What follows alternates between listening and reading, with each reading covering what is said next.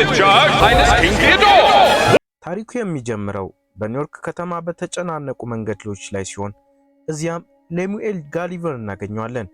ጋሊቨር ለ10 ዓመታት ያህል በአንድ ትልቅ የጋዜጣ ድርጅት የፖስታ ክፍል ውስጥ ሲሰራ ቆይቷል። እሱ በጣም ጥንቃቄ የሚያደርግ ሰው ነው፣ ምናልባትም ከልክ በላይ። ጧት በቤቱ ካሉ የስታር ዋርስ እና ማርቨል መጫወቾች ጋር ያወራል። ይህም እድሜው ቢገፋም አሁንም በልቡ ልጅ መሆኑን ያሳየናል።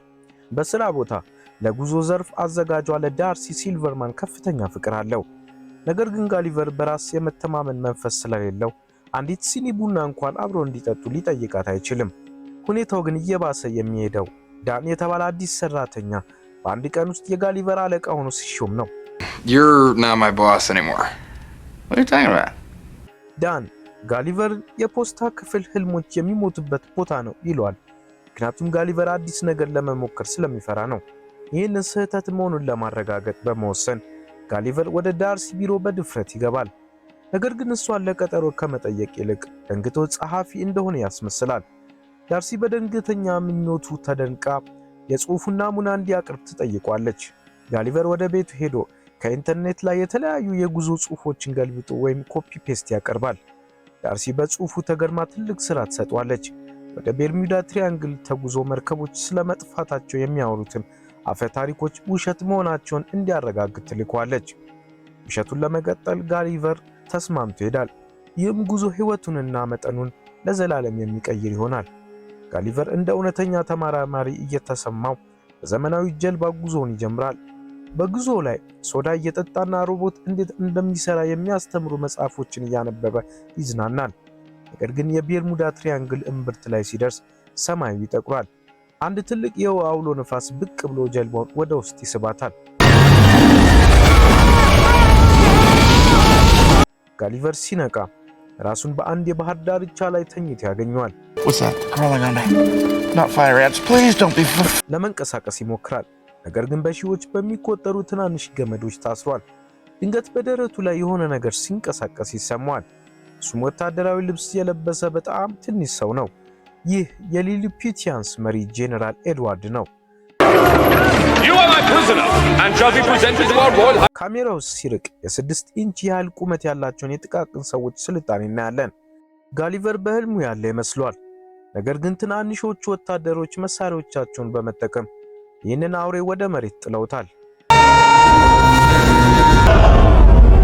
ጋሊቨር ወደ ሊሊፑት ግዛት እምብርት ይወሰዳል። ንጉሥ ቴዎዶር እና ልዕልት ሜሪ በፍርሃትና በመገረም ይመለከቱታል።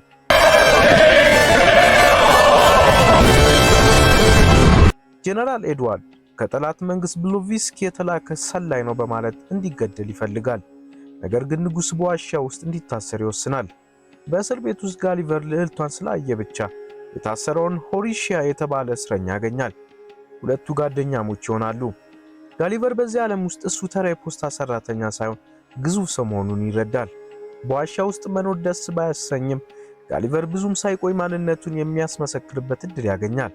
የጠላት መንግስት ብሎቪስክ ድንገተኛ ጥቃት በመሰንዘር ትናንሽ የሚቃጠሉ ቀስቶችን ወደ ቤተ መንግስቱ ይተኩሳሉ። ቤተ መንግስቱ ከእንጨት የተሰራ ስለሆነ በፍጥነት መቃጠል ይጀምራል። ንጉሱ ውስጥ ተይዘዋል። ጋሊቨር እርምጃ መውሰድ እንዳለበት ያውቃል። እሳቱን ለማጥፋት ብቸኛው መንገድ ሽንቱን መጠቀም መሆኑን ይረዳል። እሳቱን አጥፍቶ የንጉሳዊ ቤተሰቡን ያድናል። ንጉሱ ትንሽ ኃይለኛ ቢሆንም አመስጋኝ ናቸው። ጋሊቨር ጀግና ተብሎ ይታወጃል። ከሁኔታው ጋር ለመላመድ ጋሊቨር የተጋነኑ ታሪኮችን ማውራት ይጀምራል። በሱ ዓለም ውስጥ የማንሃታን ፕሬዝዳንት እንደሆነና ፕሬዝዳንት ሉካስ ወይም ጆርጅ ሉካስ ምክትል እንደሆነ ለሊፒቲያኖች ይነግራቸዋል። የስታር ዋርስ እና ታይታኒክ ፊልሞችን ታሪኮች እንደራሱ የህይወት ታሪክ አድርጎ ያወራላቸዋል። ሊሊፒቲያኖች በጣም ይገረማሉ። ለሱ የሚሆን ትልቅ ቤት፣ የቡና ማሽንና ከ1000 ያር ጨርቆች የተሰራ አልጋ ይሰሩለታል። ጋሊቨር ህልሙን እየኖረ ነው። የሆሪሻ ፕሪንስን ኪስ የተባለ ዘፈን ግጥሞችን እንደ ጥንታዊ ቅኔ እየተጠቀመ ልዕልቷን እንዲያፈቅር ይረዳዋል። በህይወቱ ለመጀመሪያ ጊዜ ጋሊቨር እውነተኛ ትልቅ ሰው እንደሆነ ይሰማዋል። ነገር ግን ሁሉም ሰው ደስተኛ አይደለም። ጄኔራል ኤድዋርድ ጋሊቨር በሚያገኘው ትኩረት ቀንቷል። ወደ ምክትል ፕሬዝዳንትነት ዝቅ ተደርጓል። እና ልዕልቷን የማግባት እድሉም እየጠፋ ነው። ኤድዋርድ ህዝቡን ለመክዳት ይወስናል። የጋሊቨር ሮቦት እንዴት እንደሚሰራ መጽሔት ወስዶ ለብሎቭስኪ ጠላቶች ይሰጣል። ይህ በእንዲህ እንዳለ በእውነተኛው ዓለም ዳርሲ የጋሊቨርን የስርቆት ጽሑፍ ደርሳበታለች። በጣም ተናዳ የቤርሙዳ ስራውን ራሷ ለመጨረስ ትወስናለች።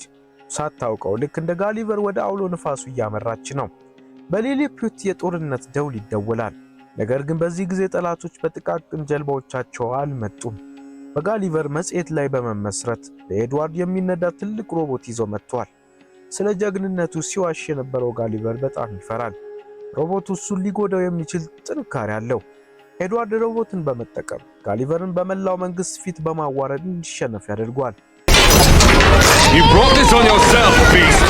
ፈሪና ውሸታም መሆኑ የታወቀው ጋሊቨር ማንም ወደማይደፍረው ደሴት ይባረራል። ጋሊቨር በሊሊፑት ግዙፍ እንደነበረ ካሰበ አሁን ትልቅ ድንጋጤ ይጠብቀዋል። በዚህ አዲስ ደሴት ላይ እሱ እጅግ በጣም ትንሽ ነው። አንዲት ግዙፍ ሕፃን ልጅ እንደ መጫወቻ አሻንጉሊት ይዟለች። የሴት ልብስ አልባሳት በግዙፍ አሻንጉሊት ቤት ውስጥ አስቀምጠዋለች። እዚያ ተኝታ ሳለ ከዓመታት በፊት የተከሰከሰ ሌላ ፓይለት አጽም ያገኛል። Cool detail. እዚህ የጠፋው ሰው እሱ ብቻ እንዳልሆነ ይረዳል። እንዲሁም ዳርሲ በሊሊፑቲያኖች የሚያያዟን ያውቃል። የሚወዳት ሴት አደጋ ላይ መሆኗ ለጋሊቨር የብርታት ምንጭ ሆኗል። እሱም ፍለጋ ባህር አቋርጦ በመጣው በሆሪሾ እርዳታ የድሮን ፓይለት ፓራሹት በመጠቀም ከአሻንጉሊት ቤት ያመልጣል። አሁን ወደ ሊሊፑት የተመለሰው እንደ ፕሬዝዳንት ወይም እንደ ጀግና ሳይሆን በመጨረሻ ለእውነት ለመቆም እንደተዘጋጀ የፖስታ ክፍል ሰራተኛ ሳሙኤል ጋሊቨር ነው። ኤድዋርድ ሀገሪቷን በራሱ ሙሉ ቁጥጥር ሊያደርግ ሲል ጋሊቨር ሊሊፑት ይደርሳል። ጋሊቨር በሮቦቱ ፊት ያለምንም መሳሪያ ይቆማል። ለንጉሱና ለዳርሲ ስለ ዋሻው ውሸት ይቅርታ ይጠይቃል። ትልቅ ሰው መሆን በመጠን ሳይሆን በልብ ጥንካሬና በእውነት መኖር መሆኑን ይገነዘባል። በመጨረሻ እውነተኛ ማንነቱን ይፋ ያደርጋል። እኔ ፕሬዝዳንት አይደለሁም፣ ተራ የፖስታ ክፍል ሰራተኛ ነኝ በማለት ለህዝቡ ይናዘዛል። ይህ መናዘዝ ግን ለሊሊፑቲያኖች አዲስ ጥንካሬ ይሰጣቸዋል። ድፍረት ማለት አለመፍራት ሳይሆን ፍርሃትን አሸንፎ ለእውነት መቆም መሆኑን ይገነዘባሉ። ጋሊቨር ከኤድዋርድ ግዙፍ ሮቦት ጋር ፊት ለፊት ይጋጠማል። ሆሪሻ በሮቦቱ ውስጥ ገብቶ መቆጣጠሪያውን ሲያበላሽ ጋሊቨር ሮቦቱን በመገልበጥ ኤድዋርድን በቁጥጥር ስር ያውሏል።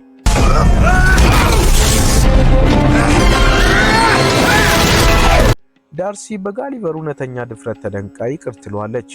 ንጉሥ ቴዎዶርም ወደ ዙፋናቸው ይመለሳሉ።